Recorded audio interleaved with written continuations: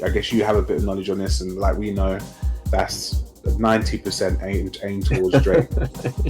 Pop artist, isn't it? But when you're a pop artist, you almost got like people are helping you write lyrics, you know what I mean? People are making your tracks, people are like sometimes like dressing you or fashioning you and stuff like that. And but I would definitely be the person that pissed off Kendrick, man. It's just like it's just not worth it. Is it worth it, you know?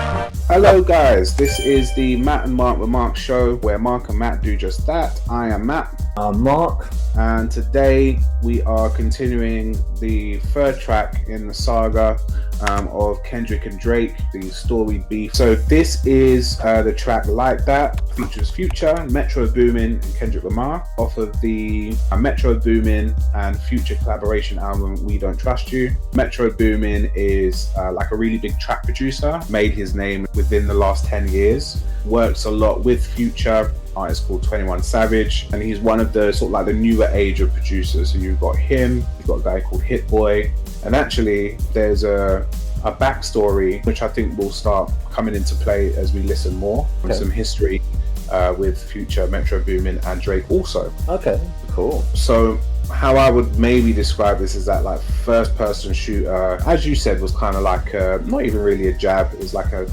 kind of like a somewhat of a compliment. How long after the first track was this track? So that came out in January 2024. This came out 2 or so months after. Okay, nice. Yeah, let's do it. Motherfuck the big three, nigga, it's just big me, nigga, boom. So that was it, Marc. I like it. Yeah. Obviously, just because they had Kendrick in it, like, it always just takes everything from like a 3 to like a 9 instantly in my book. Doesn't take really much.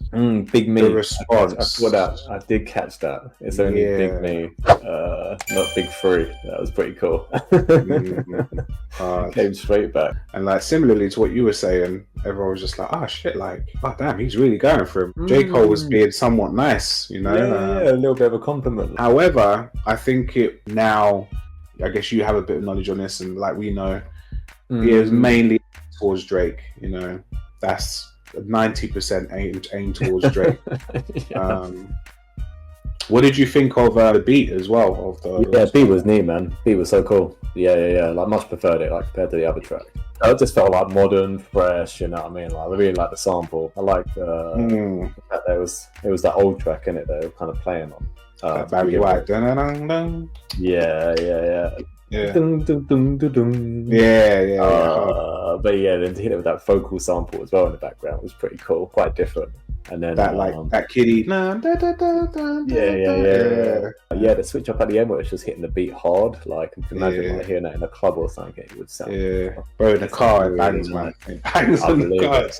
I believe it. Again, just in terms of like how late this is, and again specifically to Drake, there's a few little light shots in there for J. Cole as well, but Drake is trained in his crosshairs. So let's go from the top. These niggas talking out in their necks, pull no coughing out your mouth, and way too paranoid for a threat. Hey yo, let's get it, bro. DLT, the money, power, respect. The last one is better. So yes, a lot of goofies with a check.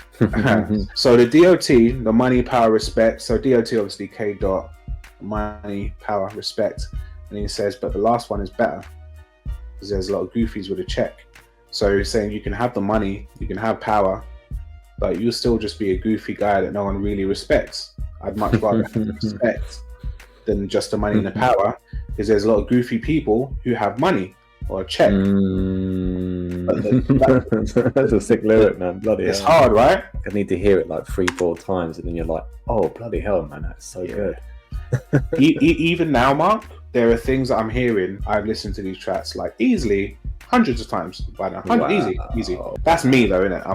And that's a lot of people for sure. There's always more that you're hearing, like brand new. Oh, I believe it. Like, Good Kid, man, that album is just endless. Even now I'm listening to it and I'm like, how did I miss this? How did I miss that? It's crazy. Did you know that Good Kid, Man City stayed on the Billboard chart for like 100 weeks straight? I don't know if it's the only rap album that's done that, and it's his first album and it's That's just remained insane. in Yeah, I can't think of another rap album that would have lasted that long in the charts. Like, I'm thinking of like how many rap albums I've listened to for so long, and it still sounds like as fresh. That album particularly, like Pimp a Butterfly, I love it, but it hasn't got the same legs for it, for me anyway. Like, it's good for some reason. Like, I don't know. Like, even though it's almost like, I would consider it almost more of like a masterful album compared to Good Kid. Good Kid's more like bare bones, like just raw. But for some, it's just got that. It's just a perfect storm almost, isn't it? Like, it's just. It is like with Good Kid. It is one of those ones where it's not background music, but you can pretty much put it on in any scenario. Sonically, it just has this that freshness to it. I feel like. Fresh isn't the right word, but like with, as you said, it's so funny you said that, man, because like to Pimp a Butterfly, I think is like more of an achievement in a way, or more of like a spectacle, a musical one. Like musically, it's, my goodness, it's so dense. Every single like track, every bar, and then obviously within each track you've got like multiple little different cutaways and switches, and then Kendrick, I think, is at the peak of his like voice mastery, like the type of all the inflections, so experimental, and same with the music. And then obviously you've got that connective thread of the poem to Tupac, which then reveals itself at the end. It's like it's a fucking masterpiece. It's stunning. Absolutely, it's stunning. But as you say, it's like you could say it's less digestible. Like it's true. I guess it's heavier. It's heavier, you know, in a way. When people say like they rank Good Kid and Pimp a Butterfly and Damn, and it's funny how a lot of people, they're interchangeable in terms of what's definitely number one. Everyone agrees that they're all, you know, amazing albums. But it's funny, like what speaks to different people. You know, the substance, you can't fake that. It's either there or it's not. You can even get people who could have a really condensed message, like a really good message, really good production, really creative and stuff, and it's still the texture and the flavor just not quite as deep for whatever reason. So in terms of how deep we were getting, this line, I think we've now branched off 10 minutes. so I'll go back to just that bit. So yeah, there's a lot of goofies with a check, great double entendre, but as you can see there, it's got a Nike tick. And that's also because Drake has, you know, business deal or whatever with Nike, so he's got like Nike trainers. Oh, interesting. Right. So there's a lot of goofies with a check, with a Nike check as well. Getting paid.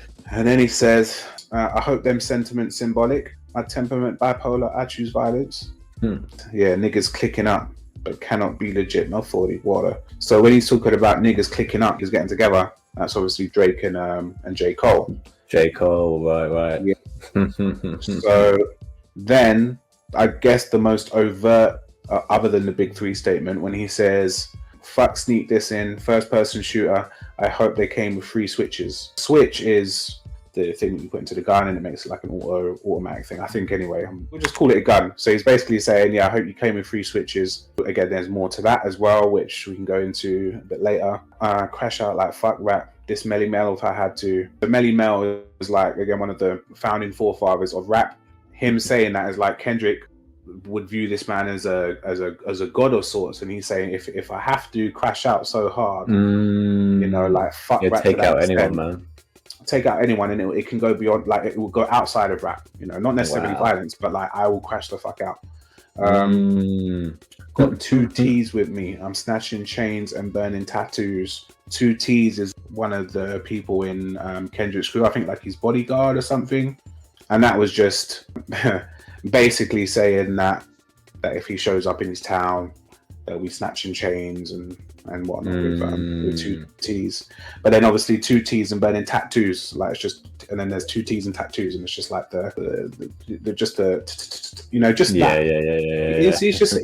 he's just ridiculous. Okay. Lyrical mastery, you know. Lost too many soldiers not to play it safe. If you walk around with that stick, it ain't Andre 3K.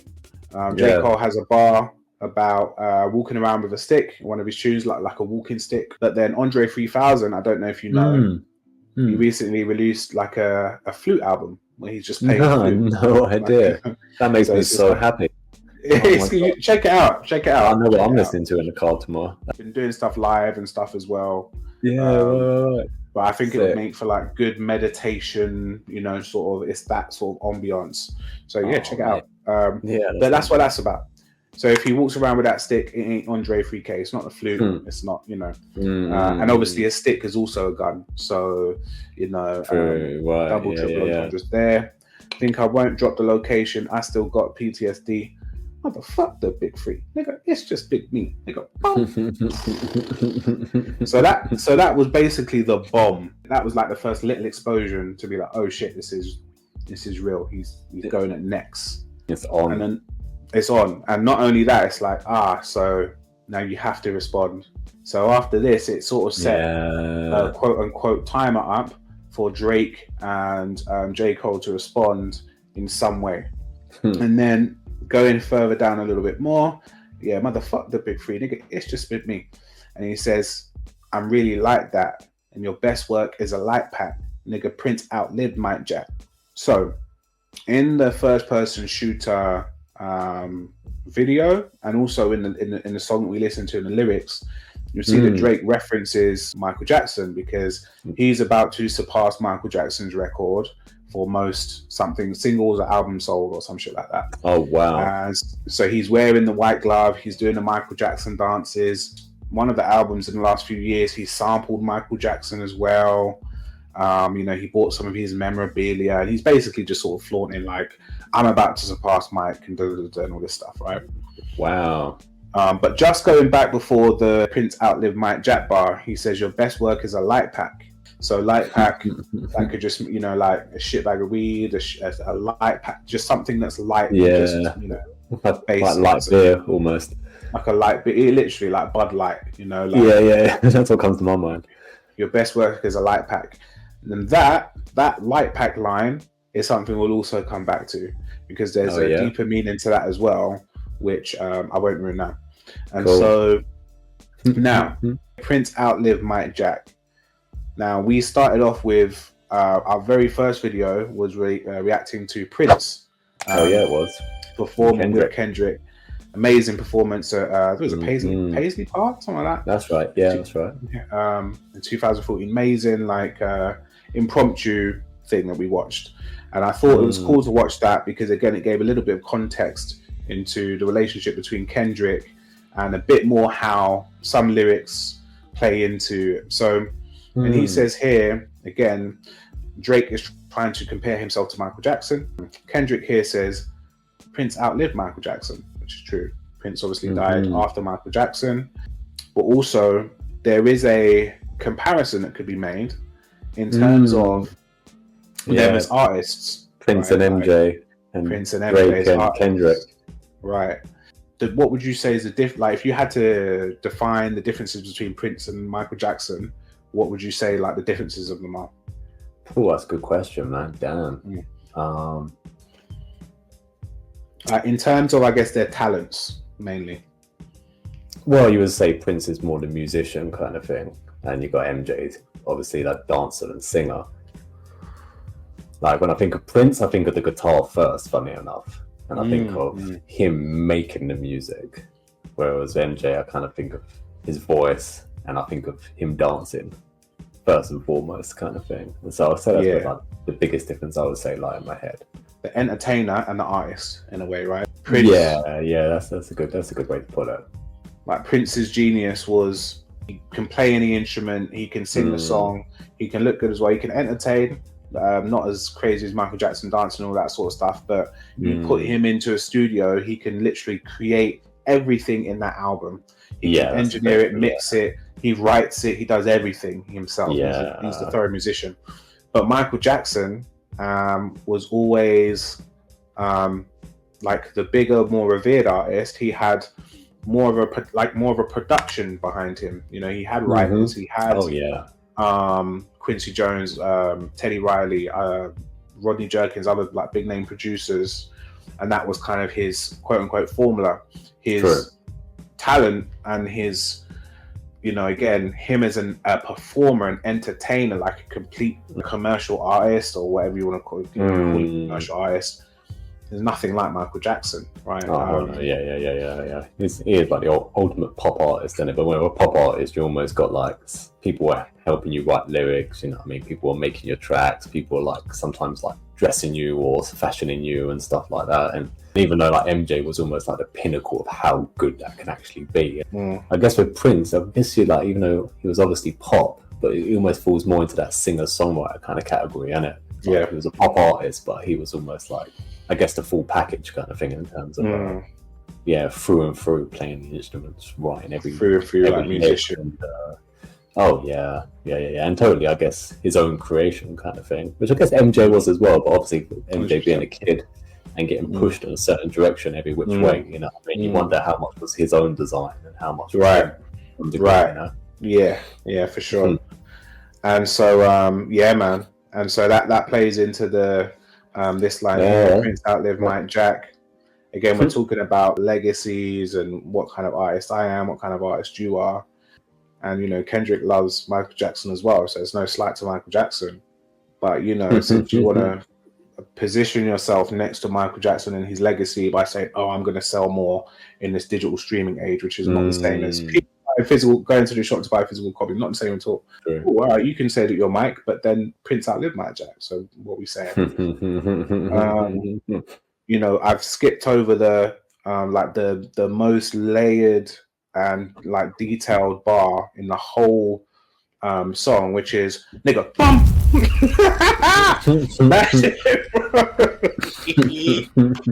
Self-explanatory there.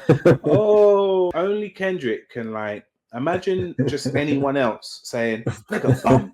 I imagine an English like me, like going, yeah, bro, I'm like that, nigga bum.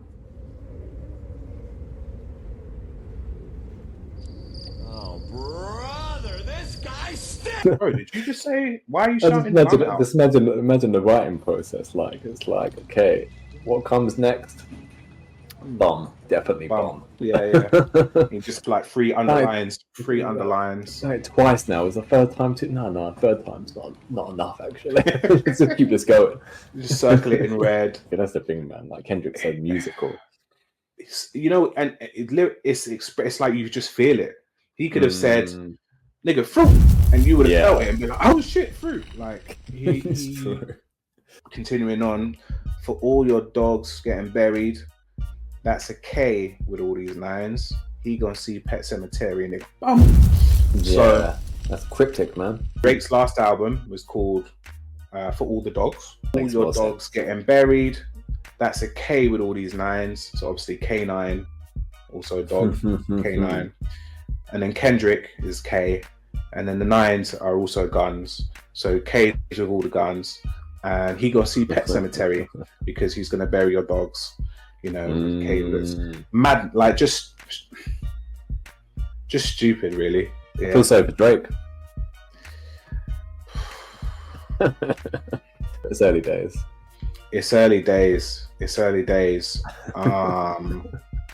So, but I would be the person that pissed off Kendrick, man. It's just like, it's just not worth it. Is it worth it? You know. So now the stage has been set. Kendrick has officially thrown the grenade in the middle of the ring. Like that. What do we say? That was in March 2024. All right. So we listened to the whole track. Yes. What are your thoughts? Oh, pretty epic, mate. Again, like I said, as soon as Kendrick enters the scene, it's just like I'm instantly in love with the track. So compared to Drake's track, like I was feeling this a lot more. So like I'd easily have to give this a nice, like, definitely a nice healthy 6 out of 10, 6 to 6.5 out of 10. You know, I'll say like double the goodness of the first shoot of the last track. I'm with you on that. Musically was really cool. You know, obviously some songs, they grow on you after, like, you need to listen to them 2-3 times and they climb the ranks. But yeah, off the bat, I would say it's a good one, man. Healthy 6.5. Okay, nice. When I first heard it, obviously just waiting. You're waiting for Kendrick anyway. Like, it just keeps you waiting. And then I heard the verse and I was like, oh, it's hard. The flow, like initially I was finding it a bit choppy. I was like, oh, it's a bit choppy, a bit loose. And then the more I listened to it, and obviously when I started to hear more and understand more, I was like, ah, shit, this is hard. Like, this is actually like, and then even the beat, I was like, all right, this is cool. It's a bit basic. Like, okay, you got the Barry White thing going on. All right. Future, I'm not big on, as in. Yeah, did he open a track? Was it him opening a track? It was him opening a track. Yeah. Yeah, it was a bit too bitchy for my liking. A bit too bitch. Little bit. Oh, okay, yeah. What does he say? If she takes this coke, her pussy might leak. So that gives like you, that, you know what I mean. He's like the new age smooth misogynist. Like, that's kind of like, you know, like he's got like a reputation of just having bare baby mums. Generally, his music is trap. If you're looking at the guy who's like the most, I would say, like emulated and sort of like at the peak of this sort of auto-tune wave, he's the guy. Future is that guy.